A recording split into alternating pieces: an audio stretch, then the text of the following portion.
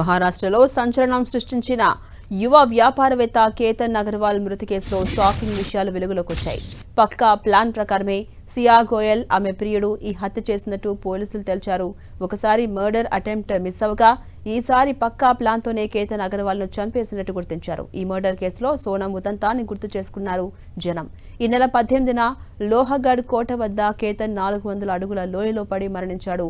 Photos దిగుతుండగా Ketan ప్రమాదవశాత్తు లోయలో జారి పడిపోయాడని సియా గోయల్ చెప్పగా పోలీసులు మాత్రం అనుమానాస్పద మృతిగా కేసు నమోదు చేసుకున్నారు. కానీ కుటుంబ సభ్యుల ఫిర్యాదుతో పోలీసులు మరింత లోతుగా దర్యాప్తు చేయగా అసలు విషయం బయటపడింది. సియా గోయల్ కొంతకాలంగా చేతన్ చౌదరితో ప్రేమలో ఉన్నట్టు తెలుస్తుంది. కుటుంబ సభ్యుల ఒత్తిడి కారణంగా కేతన్తో ఎంగేజ్మెంట్ జరిగినప్పటికీ అతడిని పెళ్లి చేసుకోవడం సియాకు ఇష్టం లేదని పోలీసులు తేల్చారు. ఈ క్రమంలోనే తమ ప్రేమకు కేతన్ అడ్డుగా వచ్చాడని భావించిన సియా చేతన్తో కలిసి అతన్ని హత్య చేయాలని నిర్ణయించుకున్నట్టుగా వెల్లడింది. ఇక కేతన్ అగర్వాల్ మృతి కేసులో కీలక విషయాలు వెలుగులోకి వస్తున్నాయి. ఈ నెల 14నే కేతన్ను సియా చంపాలని చూసినట్టుగా తెలుస్తోంది. సియా లోహగఢ్ కోట పైనుంచి సియా తోసేసిందని, అయితే కేతన్ ఒక పొదను పట్టుకుని బయటపడ్డాడని ఆయన తండ్రి తెలిపారు. తనపై అనుమానం రాకుండా కేతన్ను గట్టిగా కౌగిలించుకుని పాము పాము అంటూ డ్రామా ఆడిందని కేతన్ తండ్రి వెల్లడించారు. ఇదంతా నిజమే అనుకుని సియాను కేతన్ అనుమానించలేదని, ఈ అవకాశాన్ని సియా ఆసరాగా తీసుకుని సరిగ్గా 4 రోజుల తర్వాత చంపేసిందని వాపోయాడు. ఇక ఈ నెల 19న తన బర్త్డే ఉందంటూ సియా గోయల్ ఒక రోజు ముందుగానే కేతన్ను లోహగఢ్కు తీసుకెళ్లింది. అక్కడ తన ప్రియుడితో ఈ మర్డర్కు స్కెచ్ చేసింది.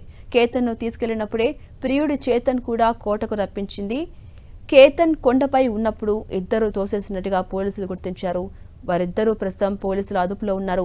కేతన్ చనిపోయాక సియా ఇన్స్టాగ్రామ్లో ఎంత ప్రేమ ఒలకబోసిందంటే, నా పుట్టినరోజున నన్ను వదిలి వెళ్ళిపోయావు, మనం పెళ్లికి చాలా దగ్గరగా ఉన్నప్పుడు వెళ్ళిపోయావు, నాకెందుకు ఇలా చేశావో నాకు ఇప్పటికీ అర్థం కావడం లేదు అంటూ డ్రామాలాడింది.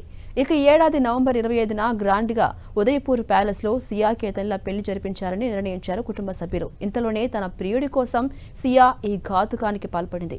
ఇక అంత్యక్రియలు జరిగిన 4 రోజుల తర్వాత కేతన్ ఇంటికి సియా వచ్చి పరామర్శించడంతో అనుమానాలు పెరిగాయి.